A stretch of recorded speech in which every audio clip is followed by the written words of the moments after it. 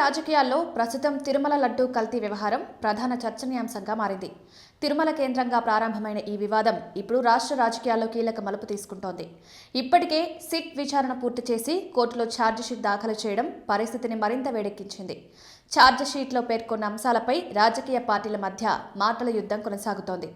ఇదే సమయంలో ప్రభుత్వం దినేష్ కుమార్తో ఏకసభ్య కమిటీని నియమించి విచారణ ప్రారంభించింది. ఈ కమిటీ నియామకంపై అభ్యంతరం వ్యక్తం చేస్తూ సుబ్రహ్మణ్య స్వామి సుప్రీంకోర్టును ఆశ్రయించారు. విచారణ అనంతరం సుప్రీంకోర్టు సిట్ ఏకసభ్య కమిటీ రెండూ ఒకదానిపై మరొకటి ప్రభావం చూపకుండా చట్ట పరిధిలో స్వతంత్రంగా విధులు నిర్వహించాలని స్పష్టం చేసింది. దీంతో తిరుమల కేంద్రంగా విచారణ ప్రక్రియ మరింత వేగం అందుకుంది. రాజకీయంగా కూడా ఈ అంశం మరింత ప్రాధాన్యత సంతరించుకుంది.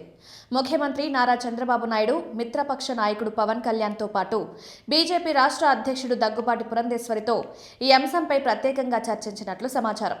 సభలో వైసీపీని సమర్థంగా ఎదుర్కొనేలా కూటమి సభ్యులు దిశానిర్దేశం చేయాలని నిర్ణయించినట్లు తెలుస్తోంది. ఇక ప్రతిపక్షం వైపు నుంచి కూడా వ్యూహాలు వేగం పుంజుకున్నాయి.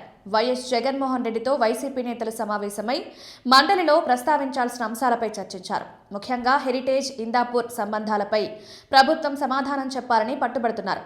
మండలిలో ఈ అంశంపై చర్చకు ప్రభుత్వం సిద్ధమని ప్రకటించినప్పటికీ చైర్మన్ రూలింగ్తో వ్యవహారం తాత్కాలికంగా వాయిదా పడింది.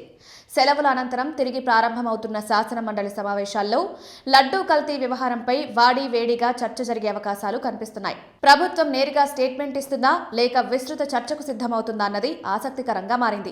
మరోవైపు మండలిలో విపక్ష నేత బొత్స సత్యనారాయణ అస్వస్థత కారణంగా హాజరుపై ఇంకా స్పష్టత లేదు. మొత్తం మీద తిరుమల లడ్డూ వివాదం కేవలం విచారణ పరిమితిని దాటి రాజకీయంగా కూడా కీలక మలుపు తీసుకుంటోంది. ఈ రోజు మండలి వేదికగా జరిగే చర్చలు ఏపీ రాజకీయాల్లో కొత్త పరిణామాలకు దారితీసే అవకాశాలున్నాయనే ఉత్కంఠ నెలకొంది.